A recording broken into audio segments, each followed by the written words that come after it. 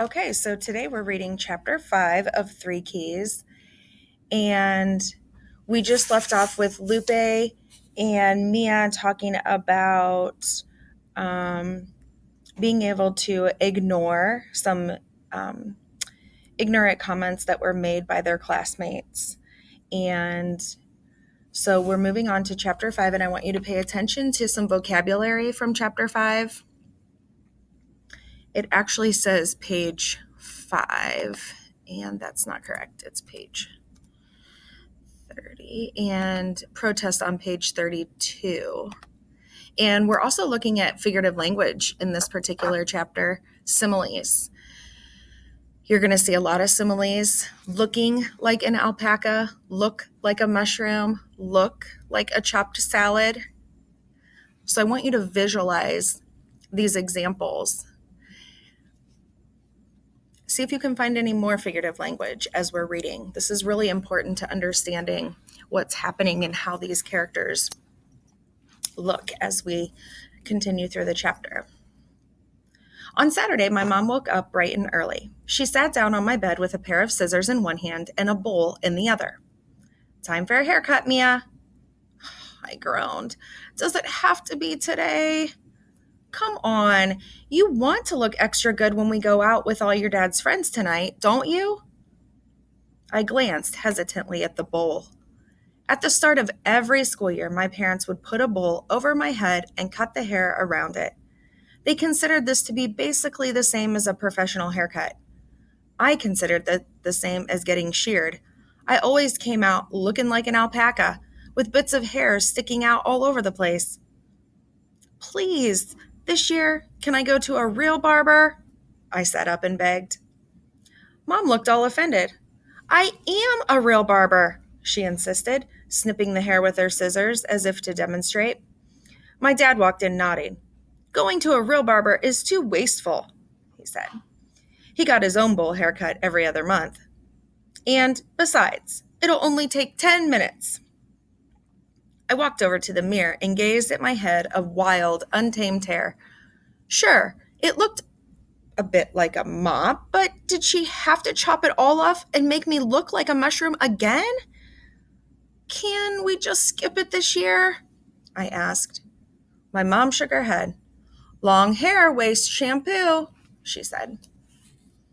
"I'll wash only my roots, and I'll keep it up in a ponytail so it doesn't get in my face," I promised. My mom put a finger to her chin and studied my face as though it were a flower arrangement. Finally, she sighed. "Fine, we'll just do the bangs." Yes. I took the bowl from her and put it over my forehead. Just my bangs.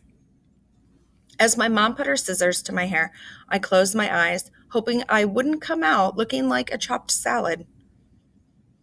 Later that night, I was feeling my newly cropped bangs with my fingers as we all piled into the car to go out to dinner with my dad's buddies, the immigrant investors. My dad had been looking forward to this dinner all week, and Hank had volunteered to man the front desk so we could all go together. We were meeting at Buffet Paradise, an all-you-can-eat restaurant. "Remember, when we get there, don't fill up on bread or rice," my dad advised from the driver's seat. When it came to buffets, my dad had more strategy than an army general. "Go straight for the crab legs and shrimp." "Or the ribs," my mom added.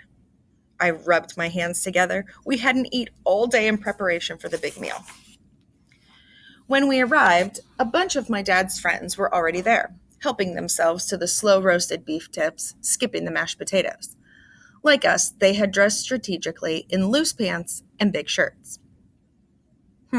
Now you gotta think, why did they do that? Think about that. You can infer. My dad took a seat at the head of the table and started handing out checks to all his friends, their share of the motel profits that month. Dad was always enormously proud when he was handing out checks to his friends, his face shining like a steamed bun. And he should be proud. So many of them had put their hard-earned money into the Cala Vista and were counting on their portion of the profits. "You know what we're going to do with this money?" Auntie Ling asked. "We're going to put it toward a second car." "Oh!" My mom scooted over closer to Auntie Ling to get all the details. "What make and model? What color?" I knew she'd been itching to get one too, but my dad said it was too expensive.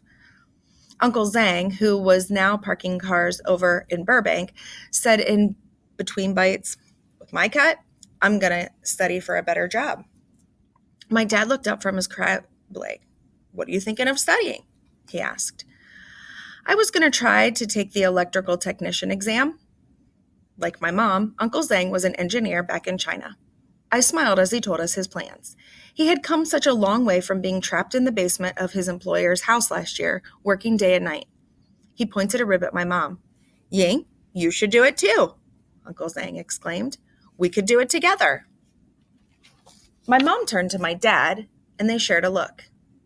Can't, she said with a slight shake of her head. Too busy cleaning rooms. All around the table, the aunties and uncles put down their food and held up their drinks. And we appreciate it, they said, toasting my parents. My parents smiled. As everyone got up to get more food, I thought about my mom's answer. Was she not happy cleaning rooms? Did she want to do something else instead? But we finally owned the motel, and business was going so well. When I looked up, the adults were back with their third plates and talking about Proposition 187, the law that Governor Wilson wanted to pass. That's what all the ads were for. If it passed, Prop 187 would kick undocumented children out of California schools, making it illegal for them to get an education or use public services like hospitals. Such a shame. My cousin's kid is going to be affected, Auntie Ling said. They just got here from Changsha. I myself almost became undocumented, Uncle Zhang said, shaking his head. If it weren't for Mia, I wouldn't have gotten my passport back from my employer on time to renew my visa. He reached out and patted my hand. I smiled. But isn't the legislation mostly targeting Mexicans? Uncle Feng asked. We immigrants are all in the same boat, my dad reminded his friends. Don't let them divide and conquer us. If this law passes, it's bad for all of us. The aunties and uncles all nodded at my dad's words as they ate. When at last I could feel my pants about to pop, my dad got up and settled the bill before any of his friends could protest. I looked to my mom, whose eyes were moving around the table, her lips silently counting as she did the math of how much the meal would cost. My dad didn't need to do the math. Pride filled me up as my dad paid, even more than the crab legs did.